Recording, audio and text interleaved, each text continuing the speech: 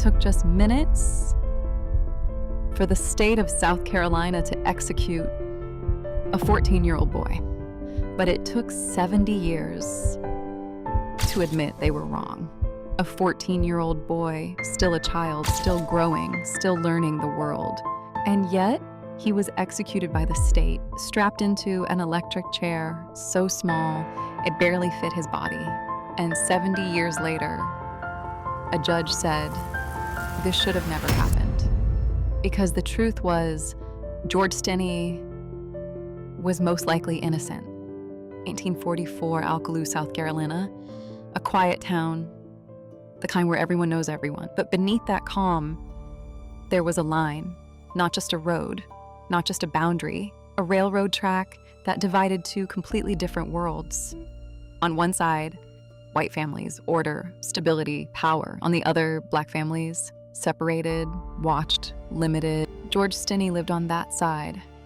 A quiet boy, just 14 years old, still a child, in a world that didn't always see him that way. That afternoon felt normal. George was outside with his younger sister, watching over the family's cow, talking, passing time, nothing unusual. Then, two young girls approached them, Betty June and Mary Emma. They weren't afraid, they didn't hesitate. They just asked a simple question.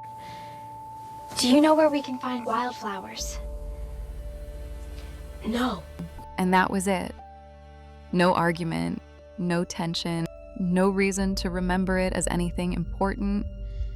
The girls turned and walked away, and in that quiet, ordinary moment, none of them knew that this would become the last time anyone would ever see those girls alive. As the day turned into the night, something changed. The girls didn't come home. Search parties began forming. Neighbors, families, volunteers, and then they were found in a ditch, dead.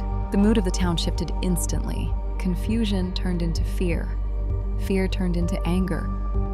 And anger needed somewhere to go. Within hours, that anger had a direction.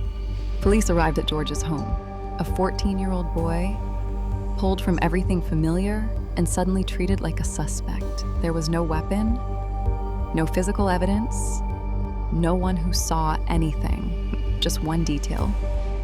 He had spoken to the girls, and in a town already divided, that was enough to make him the answer. Not because there was proof, but because in that moment, he was the easiest person to blame. Just a 14-year-old boy taken from his home and placed into a room he didn't understand, with people he couldn't trust. No parents, no lawyer, no one to stand beside him.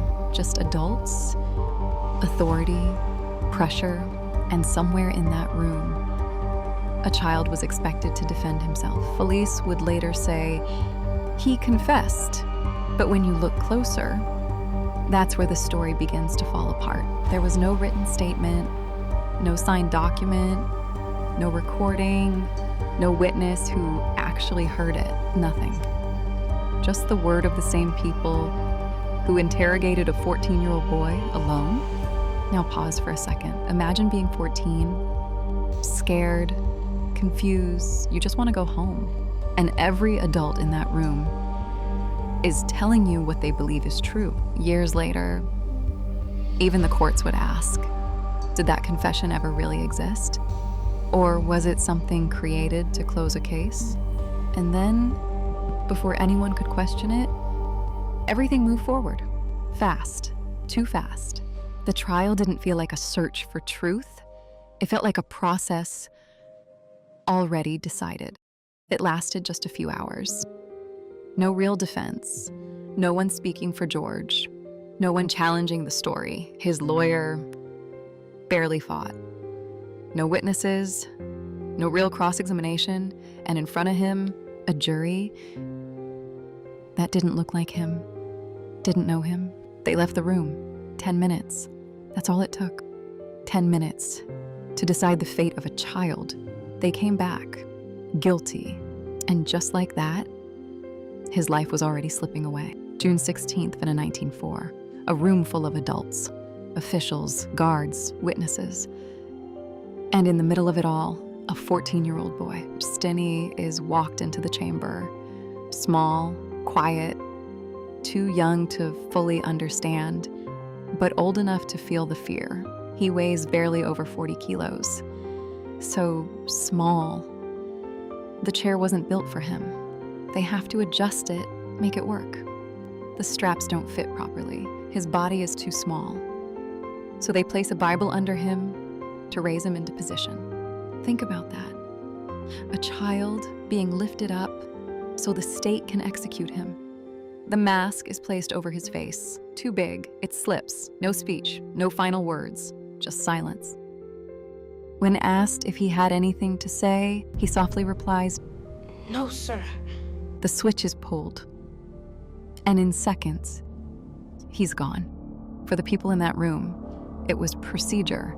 Another case, another execution. But something about this case never sat right. Years turned into decades. His family never stopped believing he was innocent. His siblings spoke out, saying he wasn't alone that day, that he had an alibi. Others questioned everything, the confession, the trial, the speed of it all. In 2014, 70 years later, the case was reopened. And what was uncovered was devastating. No fair trial, no proper defense, a confession that couldn't be proven, basic rights completely denied. The conviction was overturned. George Stinney was finally exonerated.